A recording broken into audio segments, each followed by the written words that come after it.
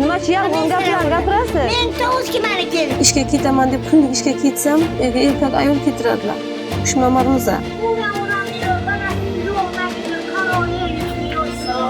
Kelin bo'lib kelgan vaqtim qancha erkaklar kelib o'zimga gapirib, eshiklarimni tortib, derazalarimdan taqqilatib, kimsan, o'lishimga 20 soniya qolganda skoriy yetib kelganda.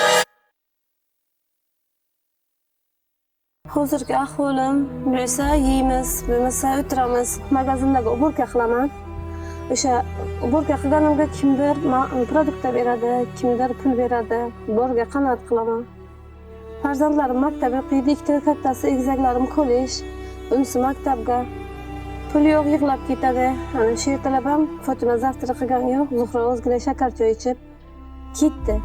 Pul yo'qligi uchun har kun Fotima darsga bormayman deb azob berib yig'laydi. Biz nunsiz qolgan kunlarimiz bo'ladi-da. Xaloyiq bizda hech narsa bilmaydi. Lekin men kichkinagina uycham bor-da, o'shaga men hech kim ko'rmaydi, ko'z yoshim bilan ko'rmasin deyman. Qizlarim, Allohdan rizq bermay, o'sha kuni qayerdandir menga rizq keladi. Shu ertalab ham ana yig'lab o'tiribdi, men shakar yemayman. Menga narsa turib dasturxonga hech narsa yo'q, nima yeydi? Mana bu xonkanon bor-ku. Biz ham odamlardan yana poshka yeylik deydi. Bachalarimga bayram o'tkazib beraylik. Allohimdan so'rasam, siz telefon qilingizki. Men Xudoning borligiga ishonaman. Allohim mehribon.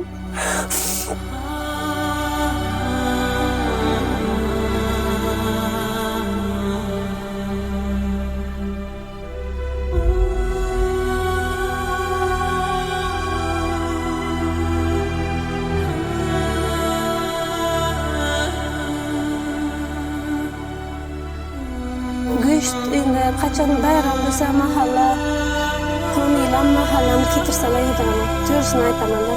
Hozir qayerda yashaysiz? Ko'chadagi ayollar bilan chiqib ketganlar, uylarini bilmayman lekin. Bolalari bormi yo'qda? Ha? 4 ta bolalari bor. Bu qaynonamning uylari 18 yildan beri kelin bo'lib kelganimga 18 yil bo'lgan o'g'illar chiqib ketgan, bir ko'chak ayol bilan ketgan, yashayapti. Undan ham farzandi bor, lekin qaynonam hozir men o'lsam o'sha ko'madi deb o'g'illarga beraman deylar. Qaynonam bu kishi ruhiy kasalda. Shunga og'izlarga kelgan hamma narsani aytadilar. Bunaqa ayol, bunaqa qaynona hech kimga bermasin, chunki bu kishi burku.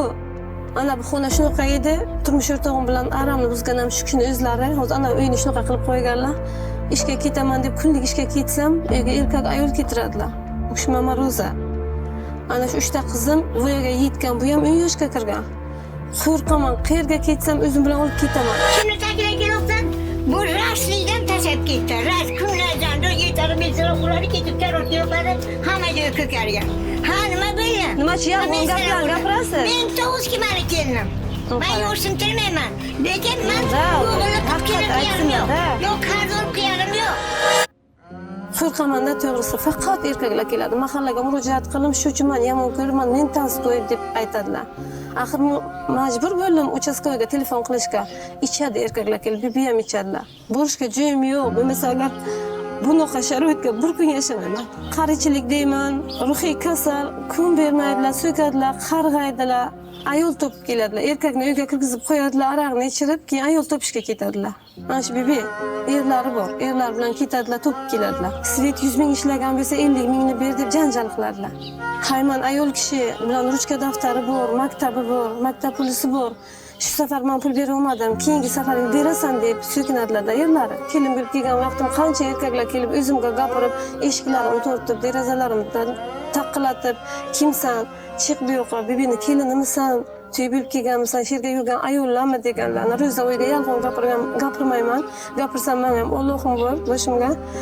Men Xudodan qo'rqaman, hammasini to'g'ri aytaman, chunki ukajon ko'nglim to'lib ketdi. Xudo o'zim bir yaqin ukammi, akamni gapirganda gapiribman sizlarga. To'yib ketdim. Men necha marta jonimga qasd qilaman, shu yerdan qutulay dedim, keyin mahallamizdagi ayollar ular raisi bor, shoista degan. O'sha kishi aytlasan, kallang ishlaydimi? 3 ta qizing ishga tashlab ketasanmi? Sen bularning hayoti yaxshi bo'lish uchun kurashishing kerak, chidab yashashing kerak deyaptilar-da.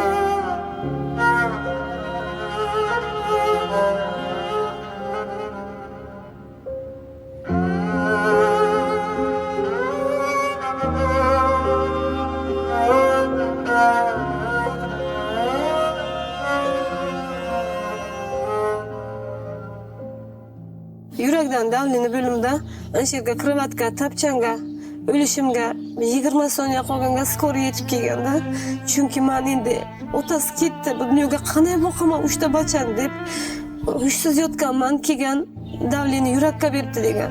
Hozir ozgina ana bu kishini nerv qildirsalar yuragimdan ushlaydi, har qanaqa gapiradilar qaynonam. Uyga kiraman, eshik derazani yopib olaman, gapirmaslikka harakat qilaman. Chunki qiynalganman-da, juda ham qiynalganman. Endi qanday boqaman, endi nonni qayerdan topib beraman? Kiyimini-chi, lekin Xudojonimdan so'rayman, shu qizlarim aqlli, insofli, diyonatli bo'lib, birovni oilasiga borib yaxshi hayot kechirishini so'rayman. Yaxshi joylarga yashashni xohlayman. Men ko'rmagan yaxshi kunlarni farzandlarim ko'rsin deb Allohdan so'rayman. Alloh mo'jizasidan nima bayramga shuncha narsa keltirdingizlar. Sizlarga rahmat. O'zqoqot shuncha kiyim-kechak keltirdingizlar. Yo'llaringiz hech qachon xatarli bo'lmasin, bexatar bo'lsin. Farzandlaringiz rohatini ko'ringlar. Umrlaringiz uzoq, martabalaringiz ulug' bo'lsin. Ro'za Ramazon oyiga birlarga ming bersin.